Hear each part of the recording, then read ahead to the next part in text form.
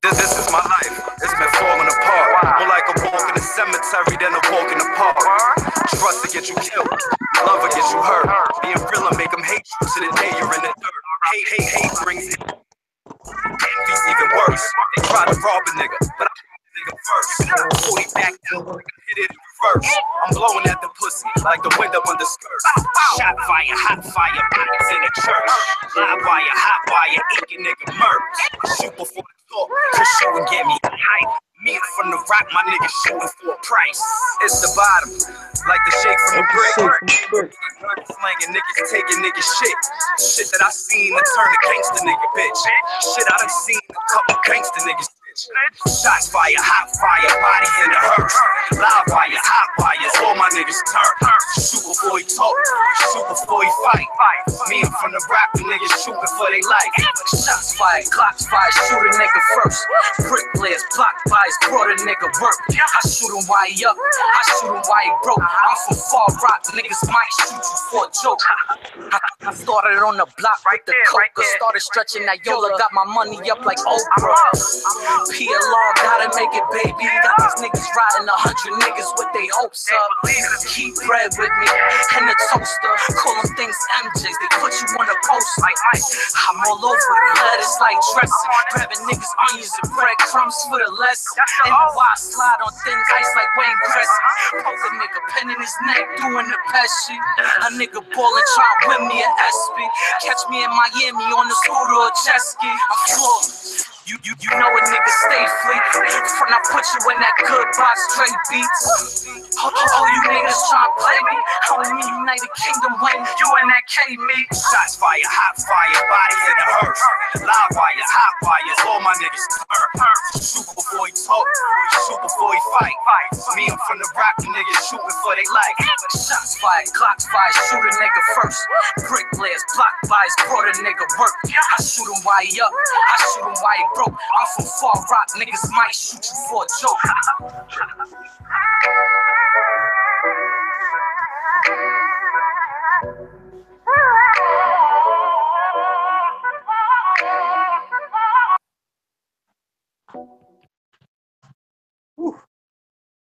So what's going on, Tim?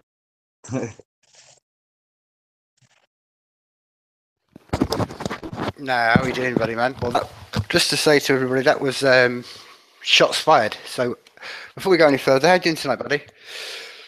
Yeah. Oh, that was Shots Fire, featuring Cap City. I'm doing pretty well. I'm doing, you know, everything's everything, man. Life is life. Cool, man. Well, man, I think the best sort of place to start with, dude, and I was sort of saying to you before we went live, man, about particularly that the track Shots Fired, man, and I'll put a link up to the video after we gone live. But man, there's some, and I have to say this, dude, there's some. You paint a picture of Far Rock and where you grew up and the circumstances you talked about, man. So give me some background to the what was the inspiration for that track, man, and the lyrics. Most of those lyrics were written when I was going through a lot of stuff, man. I don't know, I was in a bad place at that time. And I was just, writing about my experiences and what went on in my past. So it just wound up relaying into my music. My boy Cap City showed up at the studio and we both just started vibing and that's what came out. So, well, dude, I mean, this starts from a really good place, man. I mean, you for people who have never been to New York and stuff like that, paint me a picture of Far Rock, man. Because I mean, for many people, well, Far Rock is like a different kind of place. Like it's like a different world. It's not even like we don't even consider ourselves to be a part of New York City in a weird way. It's so funny. It's like if you look at us on a map, we're placed away from all of the 5 boroughs, but we are considered Queens. So it looks like a little island. And on this little island, there's about 6 projects, mostly buildings. And there's a lot of gangs within the community. and there's a beach on one side and a bay on the other side. So it's like this little island of like gangland in a weird way. I don't want to call it that, but that's kind of what it is. So I mean, we call it Alcatraz. It's one way in, one way out. Well, And man, dude, you speak of this thing. This is the reflection that I think. Obviously, someone where you've grown up and it's been your circumstances. Maybe you're aware, but people from all around the world, that's just it's a hard thing to comprehend. So you're for what you're describing, dude. I mean, you said there's no way in, no way out. I mean, that's kind of what the lyric. You know, one way in, one way out. Well, dude, I mean, okay, again, paint a picture for people who maybe never lived in a city life, dude. What that actually means in reality. Well, in reality, all right, there's literally one way in, one way out, which means there's one bridge to come here.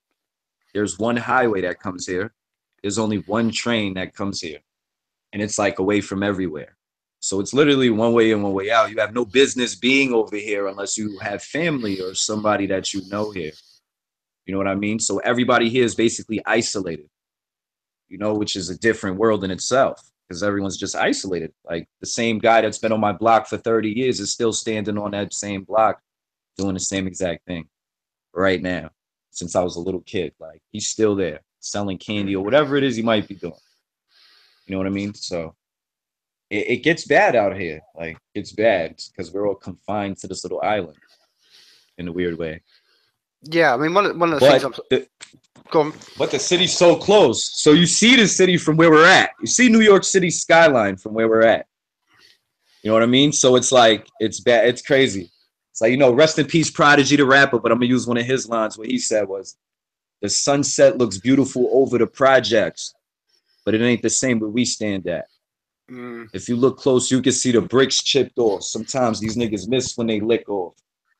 Don't get clipped off. So, you know, like, that's just like how we see it. It's different. I don't know.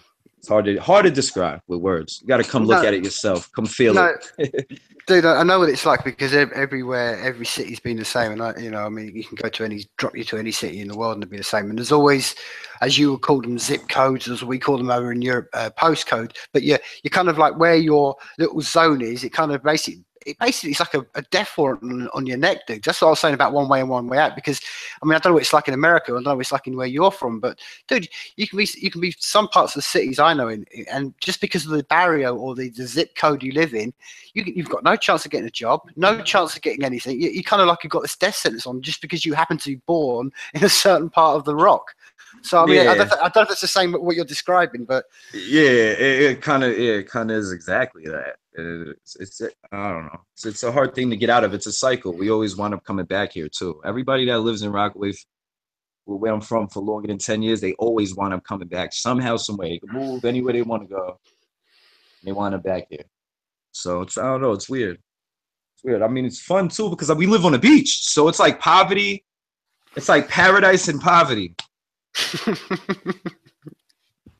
I don't know how to. That's the best way to describe it. It's like paradise in the middle of poverty. So, well, man, so let's take it a step back then. So, dude, I mean, what was your first steps in? I mean, obviously, there you are right now, dude. You're spitting, your lyrics out. You're producing stuff like that. But were you always into sort of like hip hop, stroke rap music, or was that kind of? How did that come into your life? Because I mentioned this, and I only say this, dude, because I can say it personally. For many, many years, I had hair that went literally down to my knees. So I was a proper metaler, dude. So yeah, exactly, my man. So I'm thinking, dude, you can't have always been into this rap shit, man. You must have had some, some dark metal, some history there, man, with metal music, surely.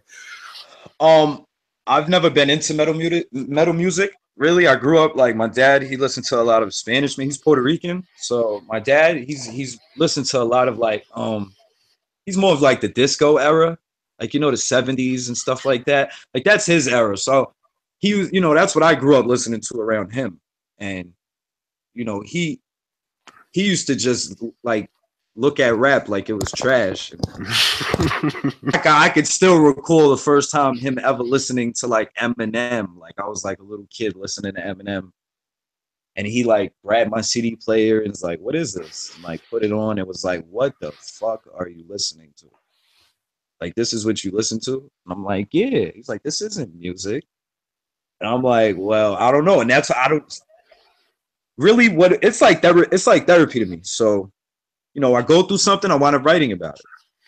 And then slowly it just started evolving from going to school and watching kids battle in my school, like in the staircase, in the bathrooms, in the lunchroom, banging on the table, rapping to the beat of the table, like just, you know, it was just all around me. It was all over New York City. New York City is just so, it's filled with hip hop. Like this is the birthplace of it.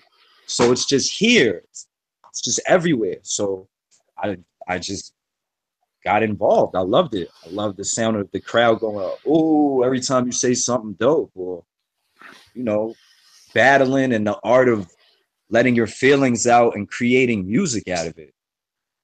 It's just so cool to me. So I just started writing about my past and what I've been through, and it just helps me get through life. Well, So. I mentioned the hair thing because I think it's particularly relevant to the fact that you said your father was Puerto Rican, and I lived down in Argentina for many years, and like I said, I had long hair, and one of the things over here. And this is one of the things I was sort of related to, dude. I don't know how aware of you are of this, but back in the day in the 80s and 90s, for a man to grow his hair was an actual proper statement against society. It wasn't none of this, just put your middle finger up. It was a proper. Yeah, I know. My dad actually had long hair, and he was telling me when I was a kid, like, why don't you grow your hair? And I always looked at him like, why would I need to? He's like, you don't think that's cool? And I was like, no. Like, as a little kid, it was just like, no, I don't think that's cool. I don't want long hair. And then when I got a little older, it just. You know what it was? I got tired of going to barber. I couldn't find the right barbershop, right, for a long time. Like I don't want to sound racist. I live in a predominantly African-American neighborhood. So there's not really, a barbershop that caters to my kind of hair. So it's like every time I go there, I wind up with a screwed up haircut, like coming out looking crazy or fucked up. And I just got tired of, you know what? Fuck it. And then I started growing it and stopped going to the barbershop. I went through the funny hair stage where your hair is not long, but it's not short. It looks funny. And we got past it, and then that was it. I just loved it from there. Just never cut my hair. It's been so long. I was probably like 14, 15 when I started growing my hair.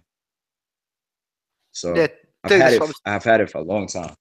No, that's why I was mentioning it, man, because like I said, it was a reflection I knew when I was over here. But when I went to South America particularly, and you realise that how much of a statement it was, man, because it was all like the guys who didn't want to go to the military and stuff. And I mention it, man, because I think it's in an age we live in where everybody's out to do the shock shit, man. I think this is a statement of power of a man growing his hair long and saying, hey, I'm rebelling against society. You're not going to see me in a suit. And that's the one thing I love about it, man. We're never going to see Cas MadeOff in a suit in a rush.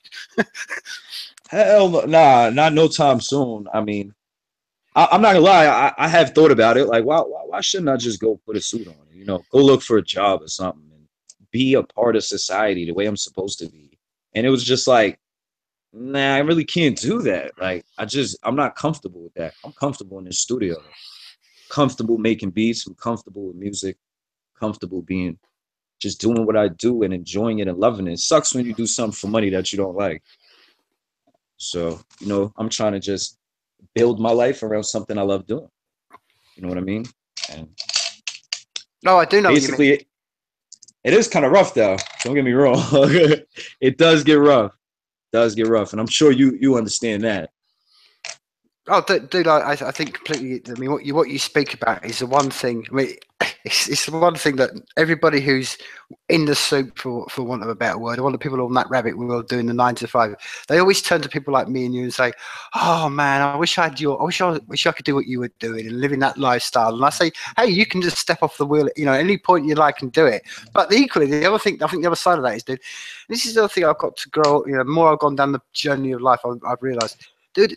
Being creative isn't an easy crucifix to carry, man. It's not an easy baggage to carry, man. You've got to be let's be real. You've got to be intelligent. You've got to be up for the fight. You've got to understand that everything you're going to do a lot of it is going to collapse, and you've got to go battling on. You've got to grind on. But man, I think speaking of it all generally, and I don't know how you feel about this. I'd like to hear your thoughts, but I think right now, like never before, we're at a tipping point in society, and I think us right now, we've got the tools that these are the, you know, these little clunky tools we're making right now. But I just think right now that more than ever before, if you've gone back 10, 15 years ago, it was much harder then to get your word out. The trouble is, we live in a world where everybody's putting their stuff out, but there's no rewards for it. But I do think that's going to change. I do think that we're going to see a shift in the next coming period of time where the creative people are going to be rewarded. And do you know what I think it is doing? And I really see this across many people I talk to on this this podcast, and generally just I feel it in the air. But I think we're right now, we're at the point where people are just hungry for real shit, man. They're tired of all this fake ass shit. They're tired of all this, you know, slinging around the dollar, making out you this, that, and the other.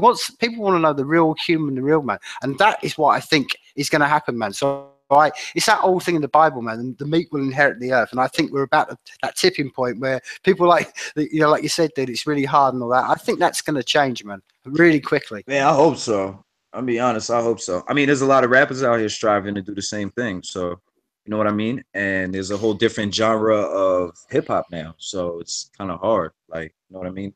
It's based on whatever the kids like nowadays. So, you know, it's kind of sad in a weird way because the music that they choose to like is a little off. And I don't want to sound like my dad or anything, like, oh, that stuff is trash and, you know, whatever. But on the other hand, the youth, you know, they're going to take their turn too, of course. Everybody's music is transforming. So I'm just trying to keep whatever little part I learned growing up alive. That's it. I'm going to just keep doing it. Really, and I really don't give a fuck about what anybody thinks about it. They like my songs or not, really doesn't matter to me. I'm doing this for me. So, you know what I mean? I'm just going to keep pushing to make as real as possible. Whatever I'm thinking, whatever I'm feeling at the moment, you're going to hear and feel that shit too. So that's just how I see it. Exactly, man. That is half the battle, dude. And that's I think that's a message that needs to be really sort of rang out quite truly. That's why I think you're really inspirational for many people, because it's that self-empowerment and taking it all for yourself, dude. And actually stand up and saying, hey, do you know, there's nothing wrong with me making a success of myself. I don't want to live in my life in far rock being, that's this whole point again. I can't do this whole mantra that I've seen creeping, particularly into music. This whole thing about, it's some sort of righteous lifestyle to live in some shitty ghetto, and it's like, no, dude. We're going to escape the shit, man. We're not going to spend our lives glorifying it. We're going to get ourselves out of that crap. There's a lot of people that that wind up dying because of that, because of that mentality, thinking that it's okay. Like I don't mean to say it, but majority of the rappers that came from where I'm from are now dead. They're now dead. You know what I'm saying, they're not alive. Rest in peace to them. And their music is what keeps them alive. That's another thing that a lot of us Far Rockaway artists, look at too. Like, as if I die right now, all my you can still go look up my stuff and be able to hear me. You know what I mean? Like, we got to look at it that way too, because this is also I live in the middle of a battlefield. We live in a battlefield. Mm-hmm. You know what I mean? So it's like every day I got to come outside and be in the middle of police sirens, shootouts, and crazy stuff. Don't get me wrong, there's a nice side of things, but like, it's crazy. Like, so my music is what's gonna stay behind forever. And I'm gonna make sure that I try to deliver it the best way I can so that everybody can remember me for whatever's left behind. You know what I'm saying? So that's just how I'm looking at stuff now, trying to just keep my word going no matter what happens to me.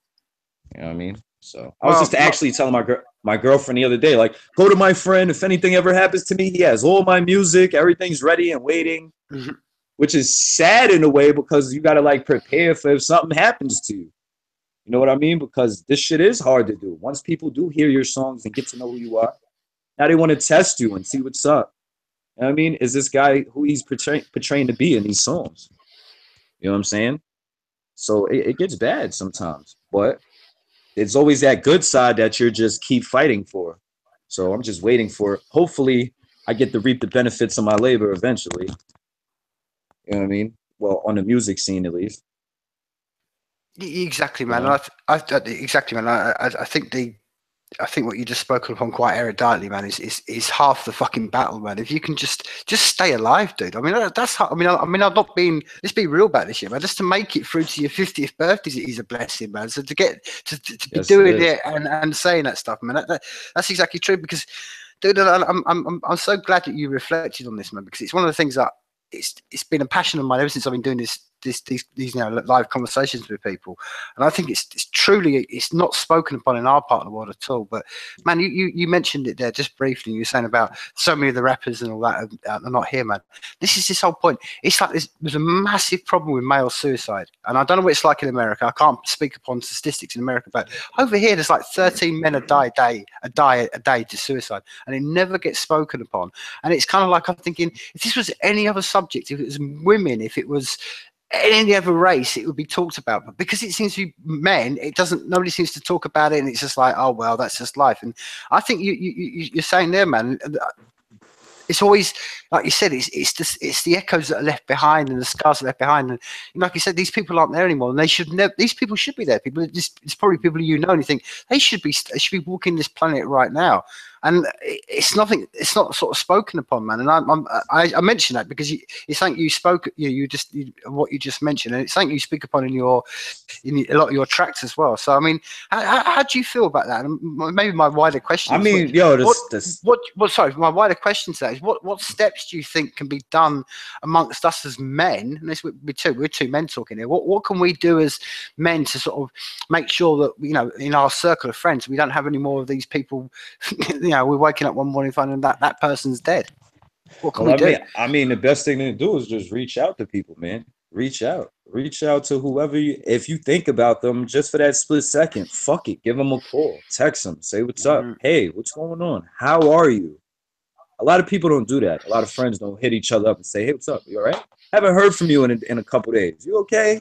What's going on? Nobody says that to each other. Not nowhere where I'm at least. Nowhere where I'm at do any of my friends say, hey, what's going on? You all right?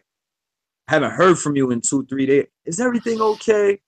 I mean, nobody does this. And then when you do reach out to these people, out of 10, your friends are always busy. They're always somewhere else. They got their own life. Everybody's growing up, Right now, I'm about to be 30 next, couple more months, I'll be 30 years old. You know what I mean? So at my age bracket, everyone's starting their families. They're working. They're all caught up with what they're caught up with. And whenever you might be going through something, they really don't care. They're caught up with whatever they have to do, which is understandable. That's how you got to live life. You got to worry about you. But just take, 5 minutes out of your day and say what's up to your loved ones.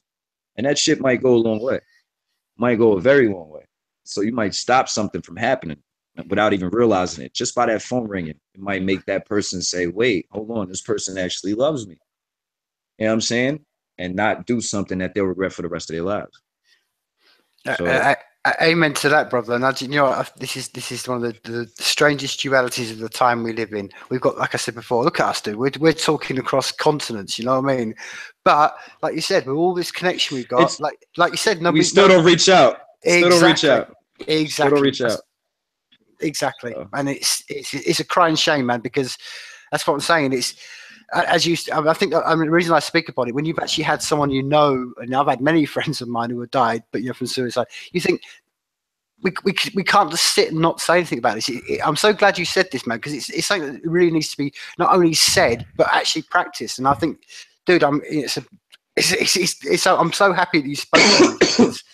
Like I say, it's not until someone passes away and you think, oh man, you go through the whole myriad of thoughts about what I could have done if I made that call. So yeah, it's just a lesson I've always learned, man, is that it's always worth doing it, because it's the worst thing you do is regret that you didn't do something. That's the truth, man. I don't know. I deal with death a lot different. Sometimes I look at it like maybe they're in a better place now. Maybe they're just out of their misery. We'll never know. I really don't know where you go when you die, but you know what I mean? Like, I do know the hell that earth can bring you, though, and how that shit feels. And sometimes it just doesn't stop. You wake up every day and it's just not stopping. It just keeps coming, keeps serving you new hands, and you just can't handle it to the point where you feel like that's it. But you just got to keep fighting, man. Eventually, after every storm, there's always that sunshine. So just got to wait out, tough it out, man. Be Exactly. strong, man. That's it.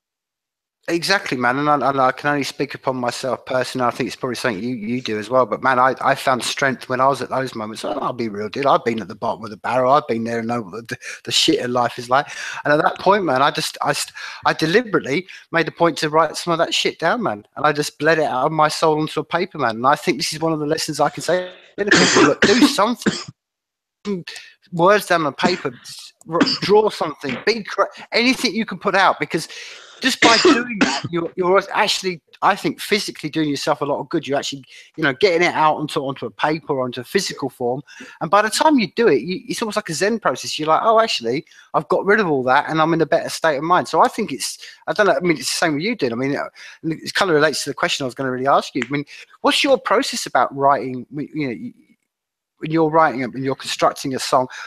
For instance, do you have a, like, will you write on with a pen and paper, or do you write your lyrics? Or I used to write on anything. That was a while ago. This was before phones and notepads and stuff like that. When I first started writing, I would rip a poster off the wall. I would get a brown paper bag in the store I'm at. I would go to any and grab a pen and write whatever it is down. And I have like, I'm not sure if it's 2 or 3. I might have three Nike shoe boxes full of papers from when I was like younger, and it's just jam packed with ideas and all types of stuff. Like, when you're young, your brain is just so much of so active. I'm not as active as I once was. Like, I'll be walking down the block, think of something, and rip the poster off the wall, run in the store, get a pen, write it down, run to my house, get it on paper, make a whole song right then and there.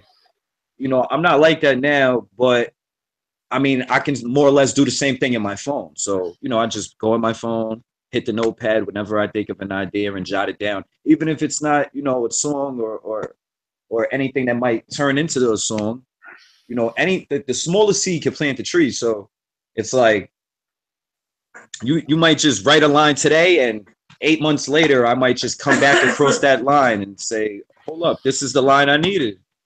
And wind up writing that, and it turns into a whole song right in front of me.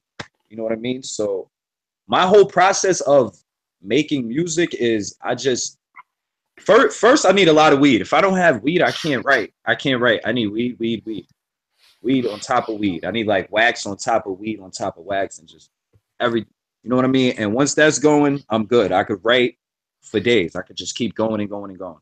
So I just pour out my feelings when I smoke, for some reason, better in my lyrics. And then I go back to it when I'm sober and go through it and try to make it better, line by line. And as I go through it, I make sure each line is what it's supposed to be, and that it has a nice little rhythm or maybe a melody to it. And then I'll just leave it there. From there, I go to the studio, I get up with Days Eastwood, and he plays me whatever he's been working on, and we go from there. And I'm like, well, this fits with that. And just put the pieces together of the puzzle. Sometimes he might send me a beat, and that beat just inspires me to write a whole song right there on the spot. But sometimes it doesn't. Sometimes you get that block, so you can write like 3 lines, 4 lines, and then later on come back to it. There's so many different ways to do it. But I just, go off whatever I can as fast as I could. Sometimes you get put under pressure. I get tossed in the studio with a bunch of people, like, here, make a song. I'm just like, okay, I wasn't even prepared for this, but let's do it. Yeah, no, I'm sure, like many creative people, and I've spoken to many of them, and it's something I know myself, that there are points, and I think you just spoke about it then, when there are some periods when you're in a creative person, you'll have what you call barrier periods. Like you say, you can't write, you play music, and so my question to you is, when you if and when that does happen to you, what's your strategies to do that? Do you just walk away from it and go, right, I'm just going to clear my mind and do something completely different, or do you think, no, this is a discipline and I've got to fight through this? And I mean, what I do is sometimes I just shut down, like, completely. Like, I'll just shut down and just be like, all right, fuck this, and walk away. You know what I mean? Like, I get mad, I get frustrated, I walk away. But something always happens in my life that causes me to write about it. Every day something happens new. You know what I mean? So these things are what's making me write. every time I write, it's because something's happened to make me write about it. You know what I mean? Like, it might not be exactly what happened, but it might inspire me to another idea, and I got to jot it down. And that's what'll lead me into continue to write. The idea of that, whatever I started right then and there, when I was feeling that, and I said, damn, like, I might be mad at you. I could be mad at you and say, you know what? I'm gonna write a whole fucking song about why I'm mad at Tim.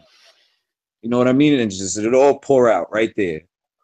So, you know, it depends on what the situation is too. Because then again, I've been thrown in a spotlight. Like, I had my cousin, I went out of my state to his state to go see him, and we're hanging out. This is when I'm like 16, 17 years old. I'm kind of younger.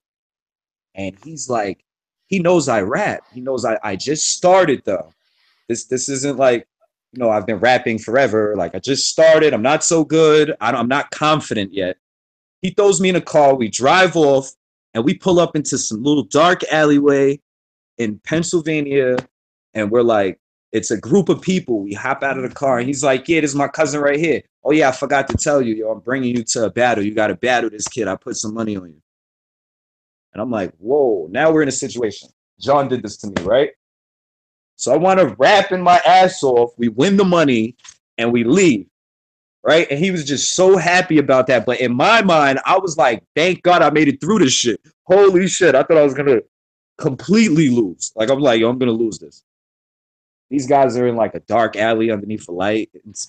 We're all like, it was the craziest situation. I'm like, we're probably going to get shot at. Something's going to happen right now. I'm going to say some disrespectful things right now. We're going to go through a lot. But no, we wound up winning, and it was actually a good experience to be put under pressure and thrown in there like that. But I still don't like it when you're going through it at the moment. Later on, you look back like, yeah, that was fun. It was a scary situation for me. I was like a little nervous. Like, damn, this is crazy. You get put under pressure on the spotlight like that. Everybody just standing there waiting for you to say something. Like, it's crazy. Man, on that one, can you remember how much you won? And if you do, can you remember what you spent that money on? It wasn't a lot, and I if I'm not mistaken, it was probably like $200 or something like that. It wasn't a lot of money. It was $200 US. We probably went to a club that night, and I'm pretty sure we spent it all on drinks and stuff, just, you know, hanging out and having a good time that night. That's probably what we spent it on, if I remember. It was so long ago, but I assume that's what it was, because we did go out that night and we went straight, you know, we went clubbing after that. So it was definitely a great experience. It paid for our whole night. So. Perfect, man. Well, no, you're absolutely right, dude. Because I think this is the. I think in essence, it's the element of life itself, man. It's that whole thing where, you know, we're literally like, life itself is just being chucked out of a plane with no parachute, and we've got to find a parachute and land safely if we can. And I think that I think you're absolutely right, man. It goes back to what we were saying earlier on. I think one of the reasons that people, you know, who are in the wheel of 9 to 5 life, the reason they look at people like say, "Oh, your life's so exciting," it's that, yeah, because you've got the open mindset to take the risks. Like you said, like that story you just told me, man. I mean, so many people would have freaked and gone, "No, you take me back home," and all this. And, you know, you adapt and you jump into the murky waters and you come out with the experience, man. And it's almost like a mindset thing, man. And that's maybe it's one of the things about growing up in Far Rock. You, as much as it's, you know, like as you described it, man. I mean, maybe that's one of the things that the rich people who live in their big mansions, they don't have. They don't know what it's like to take risks. They don't know what it's like to have that moment of being dropped somewhere, you know, in a back street somewhere and having to get out and do a rap battle. They're never going to know that, man, because they've got too much comfort. So it's all swings and roundabouts. That's what I'm trying to say. Oh no, I love seeing people out of their comfort zone. No, that's very much fun. I enjoy that. I don't know why I like that. I like seeing people out of their comfort zone. I mean, where I'm from, that's where you're out of your comfort zone. If you're not from where I'm from, and we bring you around, you're going to be uncomfortable. Very uncomfortable. So, I mean, I've been around it my whole life, so that's why I kind of enjoy it. After a while, you find humor in it. You know what I mean? Because they don't understand it. They don't understand it. So to us, it's kind of funny. It's like, are you serious right now? Like, you really can't. You don't get it. You just don't get it. You never will till you go through it.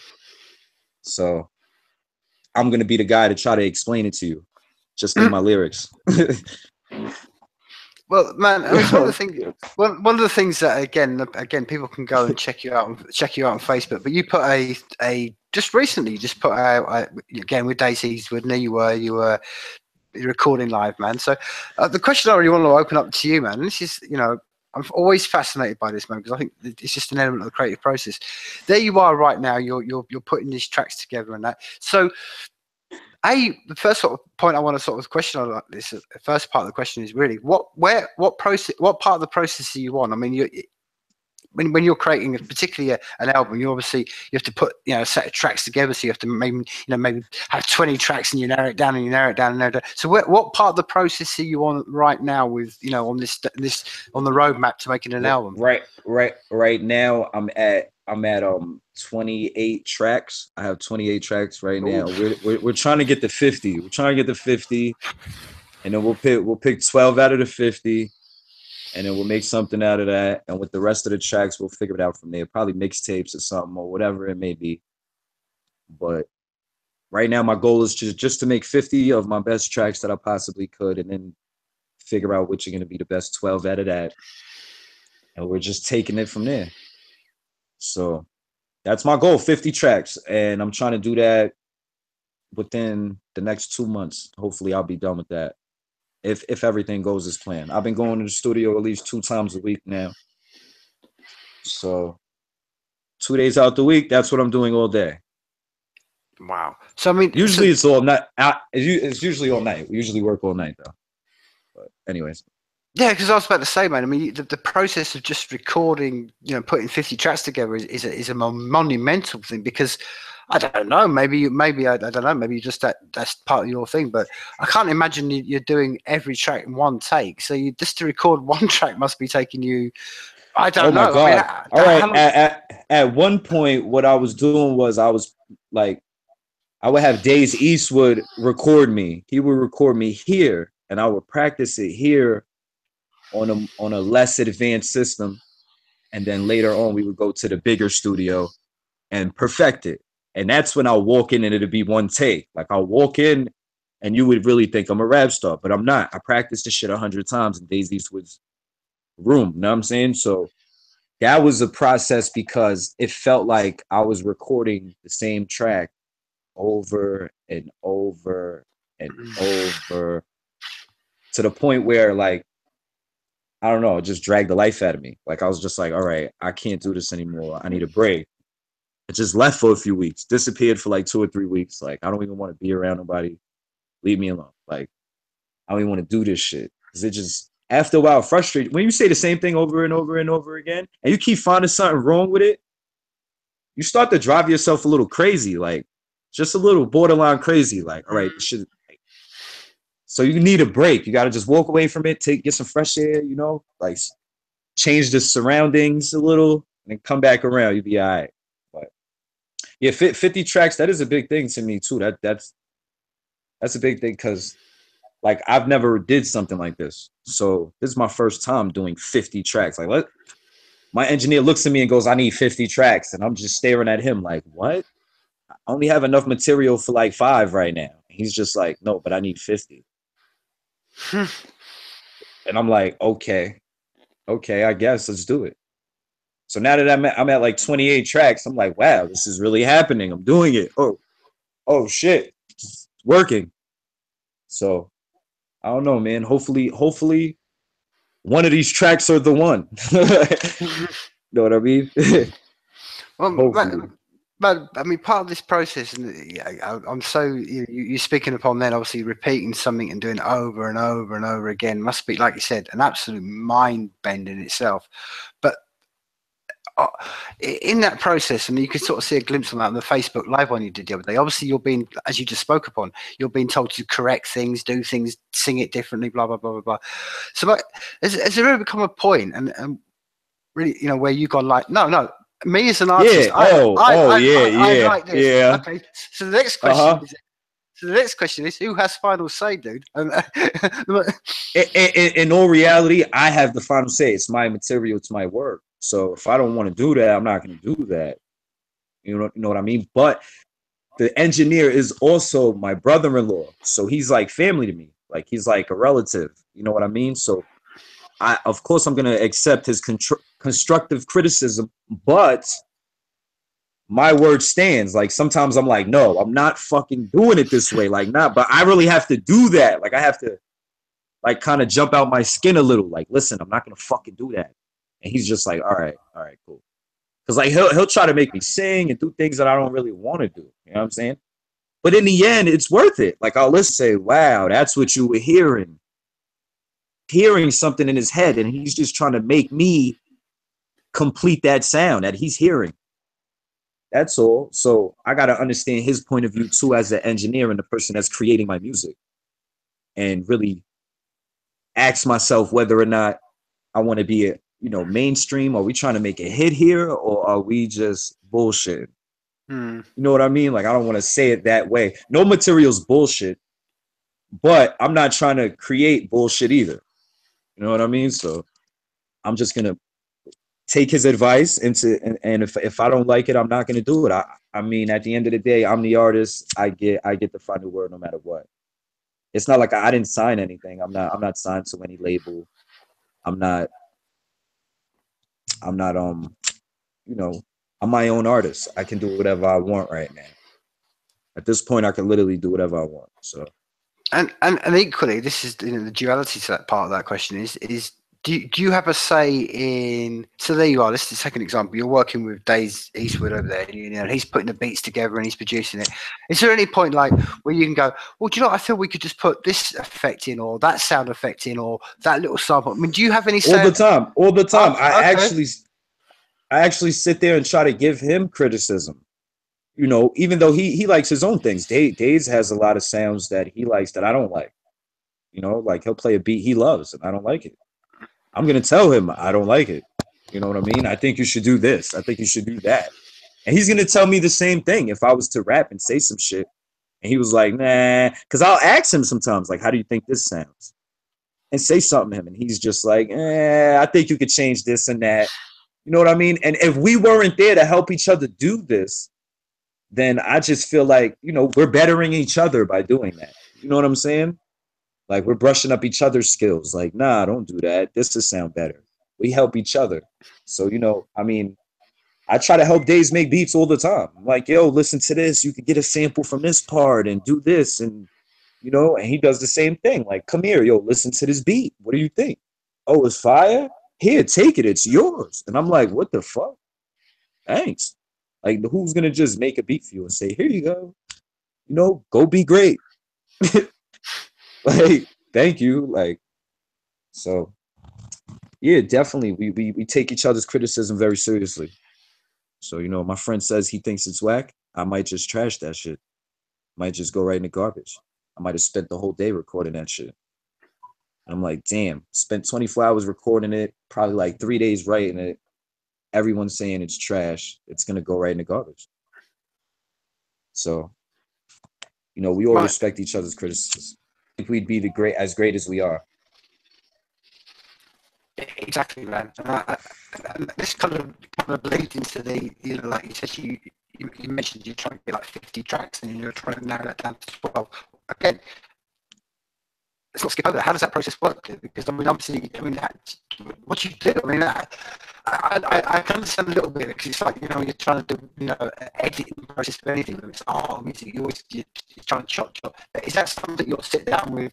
Literally a date and you just go, right, we're going to lock ourselves in a room. And we're just going to sit and work out the 12, or do you go along with maybe the 12 you got and ask someone like Days and other people to give them the 12 they like, and then you come to consensus? I mean, how does that process actually work? Yo, I'm so sorry. You were breaking up so bad. I really can't. I didn't make it out. Sorry, man. I'm just asking about the process. You mentioned about you'll have 50 tracks and you'll narrow that down to 12. Talk me through that process. I mean, is that something you'll do by yourself? Is that something you collectively do? How does that actually work, that process? What, the recording process in itself? No, the narrowing down from 50 tracks to 12. Oh, I'm sorry. That's going to be a collective process of like me and a few of my friends, my engineer, and Days Eastwood Beats. We're all going to sit down one day and listen to all 50 tracks and narrow down which ones we think should go on and which ones we think shouldn't. We're all going to take a vote of which 12 tracks we like the best. And then at the end, we're going to narrow them down. And and that's going to be the album. So all collectively, I'm not even going to be making most of the decisions. I might make 1 or 2 tracks guarantee that I like, that I want to be on there. But the rest is going to be everybody else around me. I'm going to let them choose, because you have to let the people choose too. You know what I'm saying? Like, it has to be other people's ears that choose what it is. Because I really can't. To me, every track is great. So I have to have a stranger come along and say, "Hey, man, this is the one." I might think that it isn't the one. Like, nah, this isn't it. So, I'm sorry. Is my camera working? Can you see me? No, I've just got your avatar, my man. What's going on? So again, on that process, and I'm always fascinated this, particularly in the world where we live, where I mean, I would imagine you're probably not going to make this into a physical copy. You're not thinking on the process of making a physical copy. But my question to you is, when you're putting these 12 tracks together, do you have in your mind some sort of arc or narrative that you think, okay, I want people to play this from track 1 to track 12? Because we live in this world right now where everyone just goes and cherry picks like their favorite song off the album. And I always think, no, every artist, every musician, when they put a collection of tracks together, they're doing it specifically. They say, no, I want you to listen from track 1 to track 12, and I want you to listen to the whole thing in the order, not put it on shuffle. So is that something that you will actually consciously, do when you construct the 12 tracks and go, okay, I want to sort of have some sort of narrative and art? I think that's the most complicated part for me, is what number is going to be which song. And what's hard to do too is name them all. Like, I don't know what to name songs. Sometimes I don't know what to name a song. I'm just like, I don't know. They're like, yo, what do I name this one? I don't know. I'm just stating, you name it. Like, one of you guys make it up. I'll look at somebody around the room like, yo, you make up the name. What do you think it should be? And they're just like, this. And all right, that's what we're naming it. The song's name is this. Like, I don't really put too much thought into stuff of that nature for some reason, which I should, though. I really should put more effort into that. But like I said, this is my first time doing this, and this is all new to me. So, I mean, I've been rapping my whole life, yeah, but it's a difference between rapping and actually going in the studio and creating something like an album. So that's different. Like, it's completely different from being on the street corner just battle rapping. You know what I mean? So I'm just trying to find a way to make it into great music instead of standing on some corner. And hopefully my friends pick the right numbers. I'm gonna need help with that. So if any of you guys watching right now, just help me out with picking which song should be which number. We're gonna definitely sit down in the studio and get it all situated. But I mean, again, my friend, I'll maybe just give you just a brief little glimpse of this. I mean, as you know, we're working and we're edging very close to N99 testing phase. And one of the things that we're actually testing in one of our drives has been the ability to do what you've just spoken upon, where not only have you got the ability to put your profile up and say, but the ability to say, okay, I'm working on this track and, I require some help with this. And, maybe I need somebody to name the track or give me suggestions. And that can all be done. And that's one thing of getting all people just to connect. And like I say, maybe if you require it and say, I need this, I need that, and maybe you're asking the crowd for some help. But the great one, the advantage, the real step forward is every part of that process, you as an artist are going to get rewarded, and the people who take part in there, they're going to get rewarded. And this is the tipping point I talk about, man, because like you just said, if we can just knit these small little tools together, man, and like I said, you can not only just go win your reach of your circle of friends of people in your area, but your circle of friends could be anywhere in the world and go, I want somebody to contribute this or give me some advice and give me some feedback on that. And man, that's what I'm saying. We're entering some very, very exciting times, man. But I've always got to bear in mind, and I've always say this is when it's none of this is easy, man. It's all about what we do with what we do, and like, as you said, like making an album itself, anything creative process is one thing about creating something. The next point is the battle of actually getting it out there and trying to get people to interact with anything, whether it's a piece of music, a piece of artwork, a computer platform or anything. It's just that's in some ways is one of the unsung battles. People think it's like the hard part is just creating it. Once you've created it, the rest, it's like the old, what was it, the old Kevin Costner film, build it and they will come. Well, that's a load of bollocks, man. You've got to put some hard work in all the way through the process. Yeah, that's correct, man. You got to do so much when it comes behind promotions and pushing your work and getting it out there to the people and actually trying to put it on different forms of platforms. And it's complicated. It gets crazy. So hard to do. But I'm just trying to do it any which way I can. I'm gonna utilize social media, utilize YouTube, and just get my word out there for free, however I can do it. You know what I mean? So to me, it isn't about the money. This is a hobby to me. I'm just giving you my life and my music. It really isn't so much about the profits. I mean, it is. I mean, anybody likes money. Everybody likes money, but yeah, I'm just trying to get my sound to the people. That's all, and hopefully it becomes something great. No, I think you're absolutely right, my man, and I think it's just, let's be real about this. There's nothing wrong in standing up and saying, "Hey, it's about the money, man." That's what I go back to saying earlier before. There's nothing righteous about saying, "Oh, I'm going to be a poor person living in shit for the rest of my life, man." No, Nah. I'm not saying that. no. Do you know what I mean, man? It's damn right. What I am saying is, I'd rather find a form of free platform to give my music to people than actually having to deal with a label that would be raping me. You know what I mean? Oh, of course. Financially raping me. I'm good. For that, I could just give my shit out for free. Like, here, take this first album, and then after that, everyone's gonna be in tune with how I am and how my music is, and they can hear me and listen to me. And from there, we can figure out something. You know what I mean? And then I'll find the money situations behind that. After, like right now, my goal isn't really based on money. Like, I'm not doing all this because of money. A lot of people do things because of money. Half of these singers are out there doing this because they're getting a paycheck, not because they love it. You know what I mean? So I'm doing this because I love this. This is my hobby. I do this every day. I live this. You know what I mean? So, well, man, that I mean, not. Let's just be real about this, dude. Not only does that come across very strongly and you're shining that across, dude, because that's what I'm saying. You wouldn't be up at 10 o'clock at night talking to someone in England about your music if you weren't passionate about it. But I think the other side of this is, dude, and I think it's always worth remembering that right now you'll be inspiring people that you'll never meet. There's some kid maybe like now in Iceland or middle of, I don't know, Uganda that sat there just tuned into Shots Fired or something, and it's just been the flicker in his life that's gone, no, that's going to keep me going, or whatever it may be, man.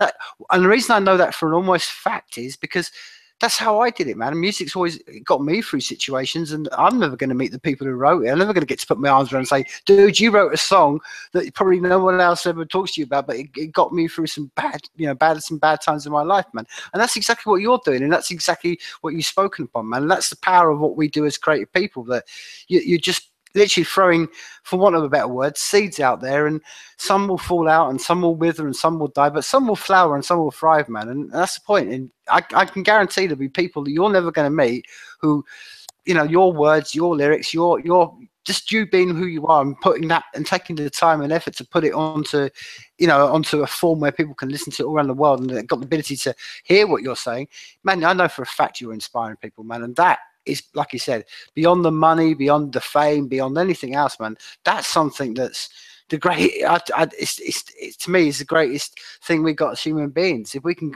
reach out and connect to someone and just have that connection with somebody that we don't even know, that's a beautiful fucking thing, man. More than, like I say, money or wealth or status. yes, it is. Yes, I actually appreciate that. Thank you. That's such a compliment. Appreciate that, man. Right now, I'm so sorry. I apologize about my camera. I don't know what's wrong with it or why my picture isn't popping up. But I'm trying to fix that right now.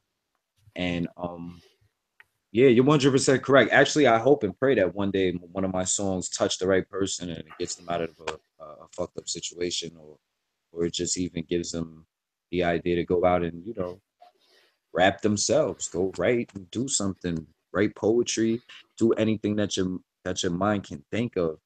Just turn a negative into positivity and then project it into light for everyone else to see. You know what I mean? Exactly, man. Well, look, dude. I mean, I'm going to sort of bring this to an end. For two reasons. Because 1 o'clock, it's rushing to 4 o'clock in the morning over here, and I've had a really long day, so I'm getting to that point. But man, I'm going to play out as I mentioned before. I'm going to play out with "Man on the Moon," man. So while I do cue that up, and I think it sort of plays into what you just said then, really, about the sort of the feel behind the lyrics and stuff like that. But maybe sort of as I do sort of cue it up, maybe sort of give us a bit of a brief overview about the inspiration behind "Man on the Moon." And again, thank you for your time tonight, man. It's been absolutely insightful conversation. Again, let people know where they can reach out, where they can find you and connect with you. And like I said, man, I mean, I'm looking forward more than you will ever know, man, to listen to this new album, man. All right, no problem, man. I appreciate you taking the time out to hit me up and have this conversation. You can find me on Instagram at Cas MadeOff, CasMadeOff.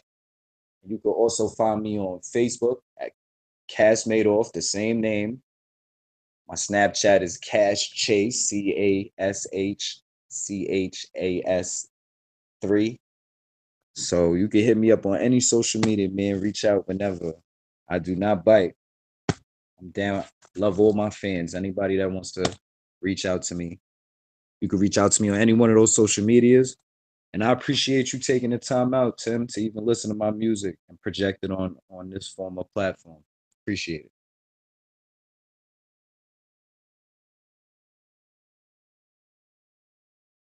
This is Man on the Moon, produced by Days Eastwood. That's my man. He made this beat.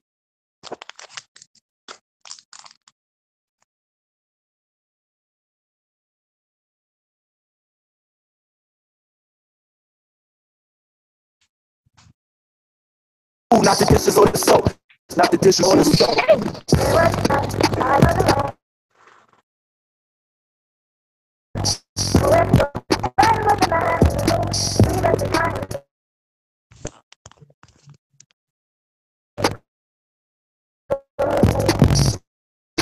No place for home.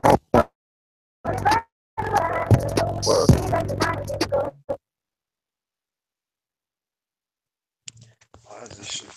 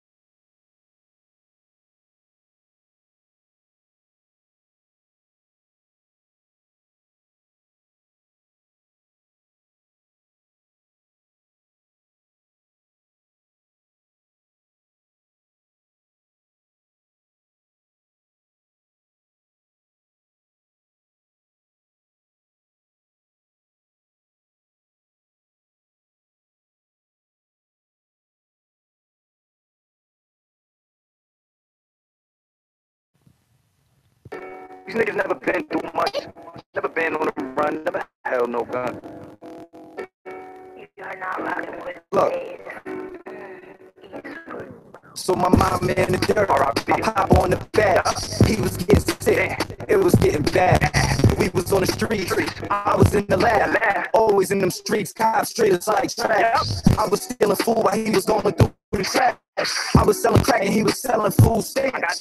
Holes in his pants, looking for the grams. I rock Space Jam, doing hand in hand. The streets taught the youngin' how to be a man. See, I ain't have enough to just put up in the house. Sleeping on the couch, house to house to house. I kept losing all my clothes.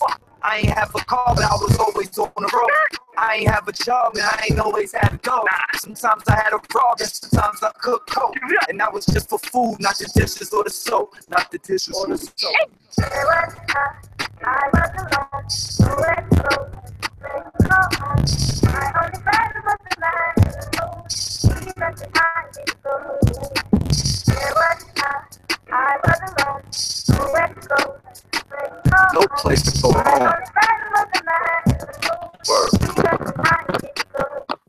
Hey, yo, the lights going off, how come everybody broke? Looking in their eyes, I see everybody's soul. And realize that I'm their last hope. Young dumb niggas, yeah, you know we had it rough. Shout out to my pops, he told me how to bag it up. You gotta do what you have to survive in life. You gotta do what you have to divide the price. My nigga, what you put in, you better get back twice. Money be the reason I had to gamble my life. I ain't never going broke, man, I'd rather get life. Stuck in the box than be stuck on this block. My life is a mess, and I'm stuck with this mob. But I ain't gon' let it, it keeps trying to collapse. My nigga, I ain't gon' let it. I feel like I lost, and I ain't even bet it. The alarms keep ringing, nigga, I ain't even said it. I ain't even said it. I was alone, nowhere to go. My only friend was the man. He meant to find me go. There was I was alone, nowhere to go. My only friend was the man. He meant to find